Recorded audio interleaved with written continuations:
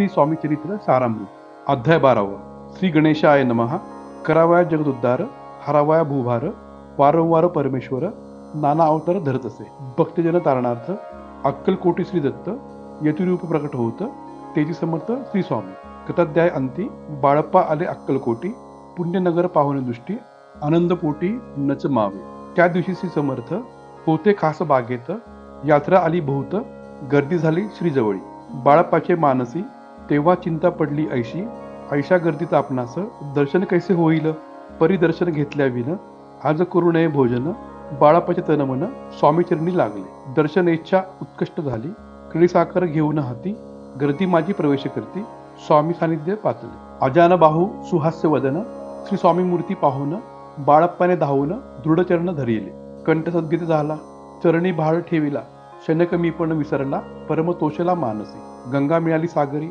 तैसे तरंग जल भितरी तैसे बाळप्पा ते अवसरी स्वामीचरणी दृढ झाले मधुस्तव भ्रमर जैसा कमल पुष्पन सोडी सहसा स्वामीचरणी बाळप्पा तैसे दृढ जडला स्वभावे येऊन या भानावरी श्री शरणाची सोडली मिठी ब्रह्मानंद न मायेपोटी स्तोत्र ओटी गात असे श्री समर्थ त्यावेळी पडले होते भूतळे उठून या काय केली लीला एक विचित्र सर्व वृक्षांशी आलिंगन देते त्याचे प्रेमे करून बाळप्पावरचे प्रेम आयशा कृतीने दाविले धन्यता मनोनी मानी बाळप्पा निघाले तेथोनी परित्याचे श्रीचरणी चित्त गुंतले अखंड त्या सवे एक जागीरदार तेथे होते बिराडावर स्वयंपाक करून तयार म्हणती जाऊ दर्शन बाळप्पा दर्शन करून आले बिराडी परतोन जागीरदारी नैवेद्य काढून बाळप्पा हाती दिला म्हणती जाऊन श्री स्वामींशी अर्पण करा नैवेद्यासी अवश्य म्हणून त्यासी बाळप्पा तेव्हा चालले म्हणती नैवेद्य दाखवून मग कुरुप्रसाद भक्षण मार्गी त्याचे वर्तमान विदित एक झाले या समयी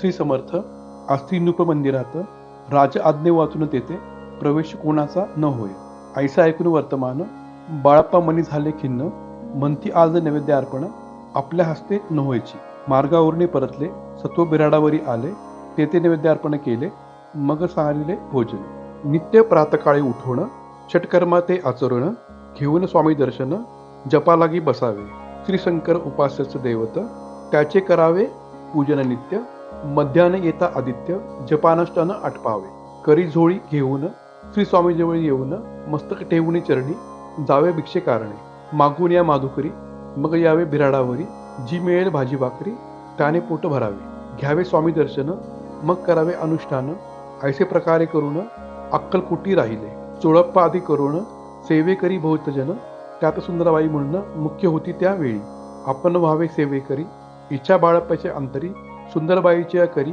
आधिपत्य सर्व असे एके दिसत्यासी बाई आज्ञा करी ऐसी आपणही श्री सेवेसी करीत जावे आनंदे बाळप्पा मणी आनंदाला म्हणे सुदीन आज उगवला सद्गुरु सेवेचा लाभ झाला झाले सार्थक जन्माचे बहुतजन सेवेकरी बाई मुख्य त्या माघरी सर्व अधिकार तियेचे करी व्यवस्थेचाही होता पै मी प्रिय भाऊ स्वामींशी ऐसा अभिमान तियेसी गर्भ भरे इतरांची तुच्छ मानू लागली या कारणे आपापसात भांडणे होते सुदोदित स्वामी सेवेची तेथे अव्यवस्था होतच हे बाळप्पानी पाहून नाना युक्ती योजना मोडून टाकले भांडण एकचित्त सर्व केले कोठी असता श्री समर्थ पूजाधिक व्हावया यथार्थ तत्संबंधी सर्व साहित्य बाळप्पा सिद्ध ठेवे समर्थांचा येता चित्ता अरण्यातही वस्ती करिता परी तेथेही पूजा आरती नेमे करती बाळप्पा बाळप्पांची प्रेमळ भक्ती पाहून संतोष स्वामी प्रती दृढ भाव धोरण चित्ती सेवा करिता आनंदी ऐसे लोटता काही दिवस बाळप्पाच्या शरीरास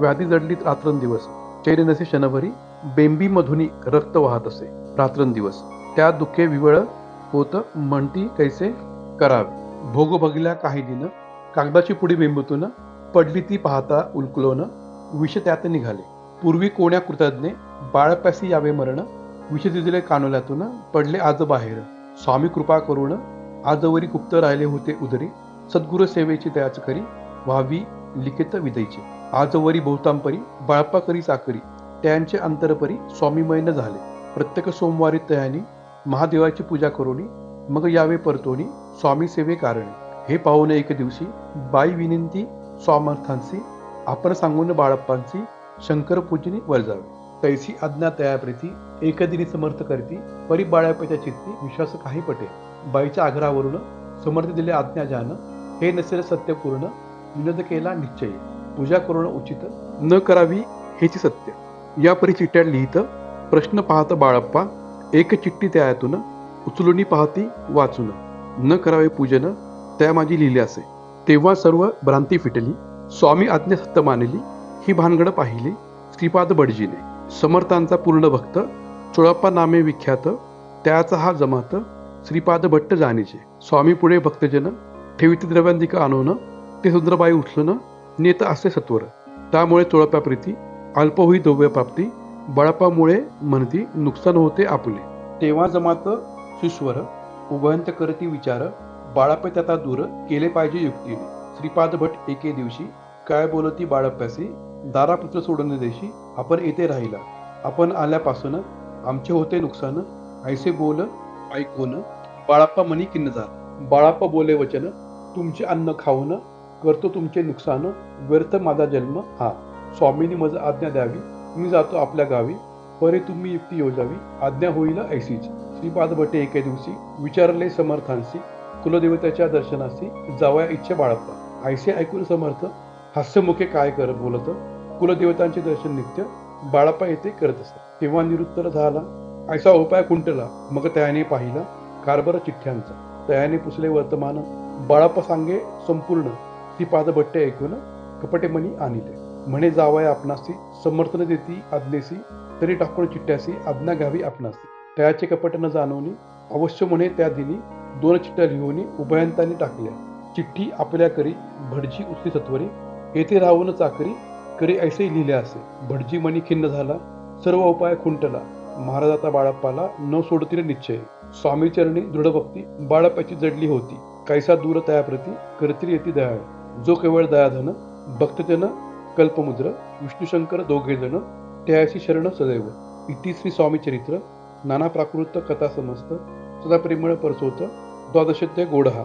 श्री राजाधिराज योगीराज श्री स्वामी समर्थ महाराज अर्पण मस्तु. श्री स्वामी समर्थ. जय जय स्वामी समर्थ. श्री स्वामी समर्थ. जय जय स्वामी समर्थ.